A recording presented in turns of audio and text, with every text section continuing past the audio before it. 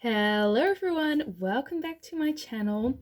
Today I'm gonna do a video, it's kind of like a tag video. I saw Ellie Glines and Samantha March do it, and I thought why not? So I'm gonna go through a few of my palettes, naming, for example, the most expensive, the oldest, the newest, all of that stuff. So if you're interested in seeing this tag video, please keep on watching. So we're gonna start with the newest palette in my collection. And the newest palette, I should explain a little about how I organize my makeup. So I have makeup that I haven't used yet in a separate box, so it's not gonna be in this video because I haven't used it yet. So this is the newest palette that I've actually used. So this is what the palette looks like. The packaging is just like so stunning. Trying not to blind you with a mirror. It's all like grungy golds, greens, all of that good stuff. I know the lighting is a little bit terrible, but I can't install my light right now, so you're gonna have to do it with this.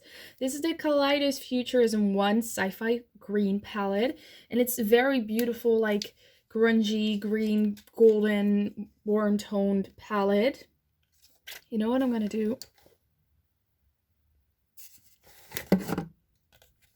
So this is what it looks like, and the packaging on these are just absolutely stunning. I really like the whole theme of it. I really like that it looks like an artwork.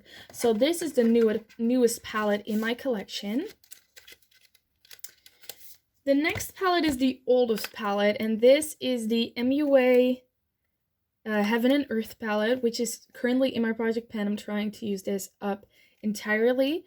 This is basically, I got this like when I started doing makeup, when I started really getting into makeup. So I think that's like about like 4 years ago or something. But the formula still feels good. It's a nice warm brown theme, and it's definitely the oldest palette that I have. Then going into the most expensive, and I had to look up which one of my palettes was the most expensive. I don't have that many high-end palettes, but this was definitely the most expensive palette. This is the ABH Norvina palette, the Norvina Volume 2. I actually bought this on sale, so not for the entire like full price point. This is a Pro Pigment palette, so some of the shades work a little bit different than you're used to from eyeshadow, but I do really enjoy this palette. You have like some neons, some really like bright pops, but also some darker, grungier tones. This palette does only have 7 shimmers and a lot of mattes, but I do really like when I reach for it. I'm never disappointed by the look that I can create with it. So this is my most expensive palette by ABH. And also, I do have to say, this is such pretty packaging. I really like blues and gold and everything, so. Then the cheapest palette that I own, and this is a palette that I never ever use. I don't even know if I used this on my eyes once, but this is the Max and More Nude Look palette, which if you guys don't know, Max and More is like a dollar store brand. So this was like, I think $2 or $3. And you have one cream matte and all shimmers, and then this little thingy is a mirror, and you get like this dual-sided brush with it. Definitely the cheapest palette that I have, and I don't always think that cheaper palettes aren't good, but this one definitely wasn't my kind of cup of tea. Then my everyday palette, the palette that I'd use for every day. So basically my favorite neutral palette, which is the Catrice Addicted to Chocolates, which looks a little like this. I know the light will make it look a little bit more warm, but I just really wanted you guys to see what it looks like. It is very pretty. It's very neutral. It's not too warm toned, not too cool toned. And you have like your matte inner corner, your shimmery inner corner, some very nice lit shades, some very beautiful mattes. So I think this is just such a great everyday palette, and I don't understand why not more people are raving about it, because the formula is really great as well. Then the most colorful palette, and you're gonna see some palettes that are maybe more colorful than this one, but because I already had them in another category, this is now my most colorful palette. And I know that when you look at it, you're gonna be like, that's not colorful, but hear me out here. This is the Morphe 35M Mood Boss, and this is very colorful in my opinion, in the sense that you have your reds around here and your greens around here, which don't really show up that green on camera, but maybe if I show it like this, those are definitely greens, oranges, and some purples. So actually this palette is quite colorful. Maybe if I turn off the light for a second, you'll be able to see a little bit better. See there? It's quite colorful. So that is my most colorful. I do have to say the ABH Nervina 2 is definitely more colorful, but it was already in that category, so I tried to pick something for every category. Then going into my smallest palette, and I have two here because some people count quads as palettes and some don't, so I have the smallest quad that I own is the Wet n Wild Silent Treatment. Oh my god, there's a hair in my face. Yeah, Silent Treatment quad, which is a nice, like, cool toned brown quad. You have one shimmer, and then a matte, and then two ones that are more like this one is matte with a glitter, and that one is a more satiny shade. Really easy to create like a full look, especially when you're a beginner, because you have everything in here and nothing like too overwhelming. So that's the smallest quad. But the smallest palette with like more than 4 shades is this one, which is from Kiko. And this I bought and I used once, and then I said to myself, you need to use it twice to know if it's really that bad. And I used it twice and it was still that bad. It's not good. I mean, I like Kiko. I have other products from Kiko that I like, but this wasn't it. This is the palette is an eyeshadow palette in shade 2. And it's the tiniest palette that I own. Going on to the biggest palette, and I have two because this one is wider and this one is higher, so I didn't know which one was the biggest one. Let's start with this one because it has the most shades. This is the Revolution Ultimate Eyeshadow Collection, the Ultimate Icon palette, which is very, very large, as you can see, and has very many shades. And to be fairly honest, I don't use this. I mean, I'm not overwhelmed that fast, but this just really, really overwhelms me. I'm like, okay, let's pick a base shade, and then there are like 3,000 of them. And I've been thinking about, putting this in like my everyday makeup bag, to see if I can actually get use out of it. And I have to say that every time I use this, I like it. Like, I'll give it that. But I like to be able to like take my makeup to work, because sometimes I have like 10 to 15 minutes before work starts that I have left, and I like to do some additional makeup then. And this I'm never gonna bring with me like in my bag. It's just too freaking ginormous. So I don't know what to do with this yet, but to say it's my favorite would be a complete lie. Oh, and by the way, if you're wondering if there's a mirror in there, there's not. Just saying. What does have a mirror is the Beautybay Going Out palette, which I have the like plastic on it, but this is what the palette looks like. It has some colorful shades, some like pinky, purpley tones, some neutrals, some darker shades. It does only have 4 mattes, so like a light cream shade, a lighter brown, a darker brown, and a black. So it doesn't give you too much option like looking at that perspective, but furthermore it does give you a really nice color like shimmer option. I do really like that golden shade, like where is it? That like greeny golden shade right there. The blues and this moss green. I really like these two shimmers because they have like a really different texture or like show to other shades. I like the like gray toned rose, so I really like this. I do think that I don't reach for it as much because of the size, so I also stopped buying bigger palettes. But it's a beautiful palette, and it's very ginormous, so big palettes. Then a palette that holds a sentimental value for me. I have one that has a sentimental value for me, but it's still in my unused portion of my makeup, so I'm not gonna mention it.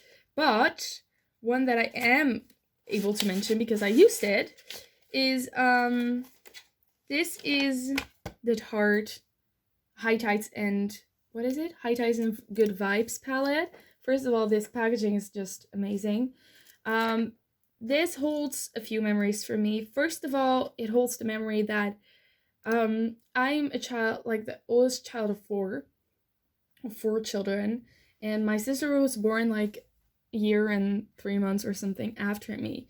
So I haven't done things alone with my parents very often, other than just like small little things.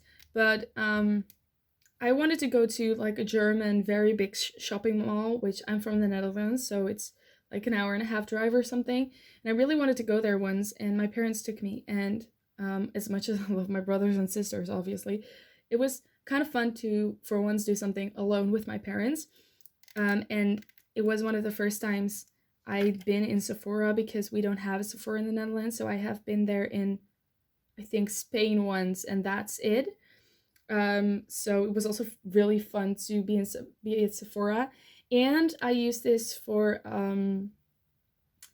the first ever New Year's Eve party that was at my home at the time when I was still living not with my parents. So that's basically this palette. It has 4 glitters. It has your blue shades and a very beautiful like salmon-y shade, and then your like basic shades. So that's basically why this holds a special place in my heart. It was really fun, and I got it from my dad as a present. He bought it for me, so that's just really, really great, and I love this palette. Then, going into the last 4 palettes. Oh my gosh, I just dropped everything. Let's just restock this. Sorry. Okay. Yeah. Yes. Palette that is totally worth the hype.